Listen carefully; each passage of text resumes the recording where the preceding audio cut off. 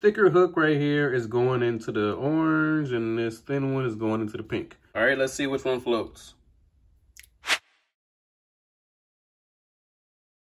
So you got these hooks right here. These are mosquito hooks. It's a size 4.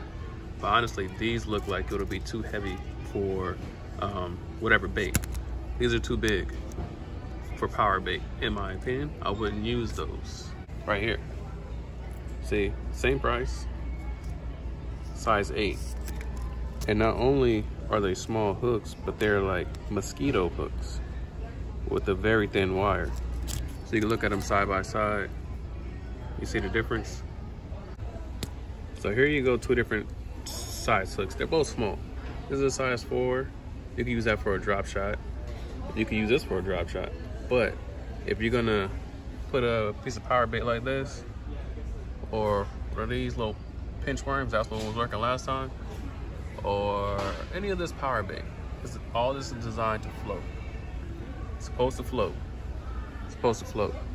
So if you use this hook on the right, most likely it's not gonna float, because between the size of the hook, it's just gonna be too heavy for this bait.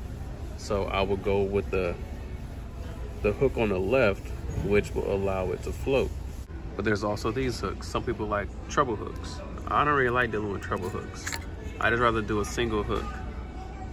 See how small these hooks are? Your bait is not gonna have a problem floating with these.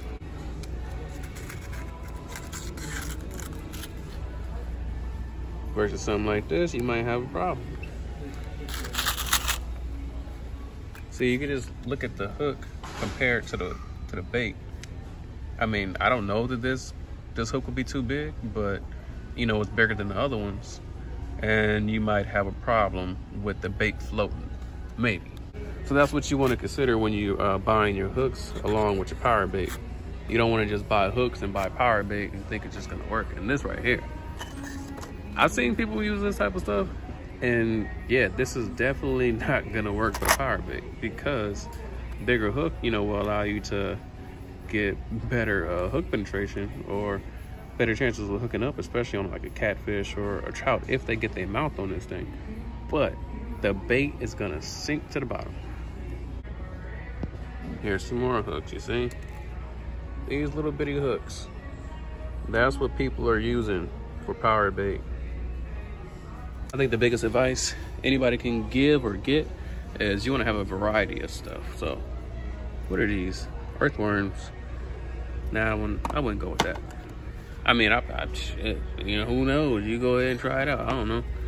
But where I'm looking for, there's one that's like really popular. Okay, for sure, chartreuse. Chartreuse and garlic works pretty good. So if you get a chartreuse bait, power bait,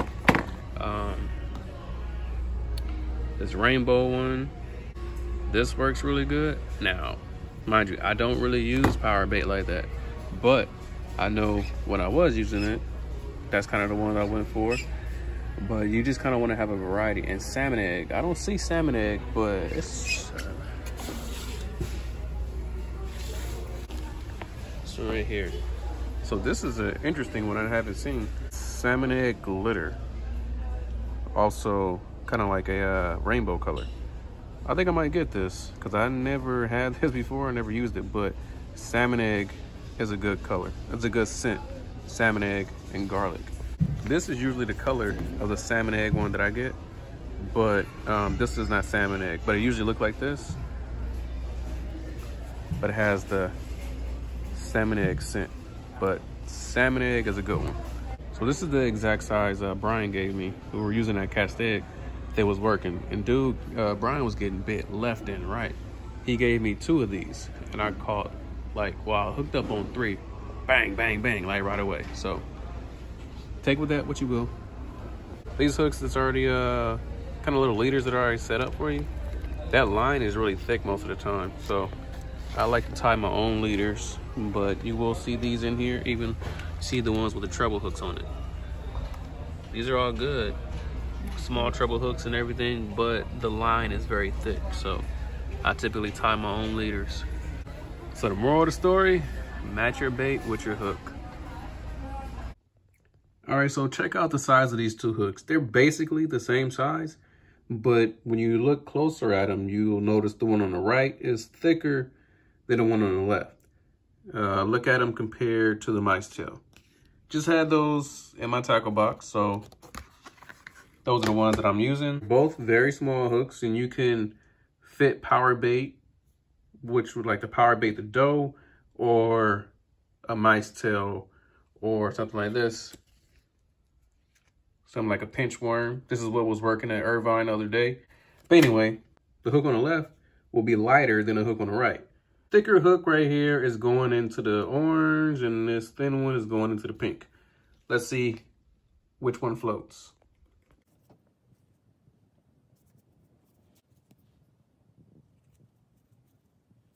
All right, let's see which one floats.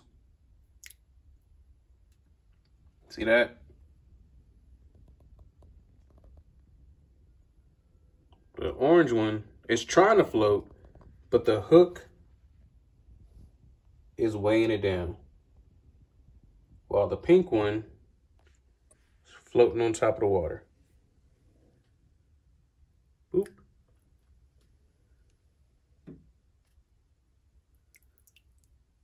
See? That's the difference.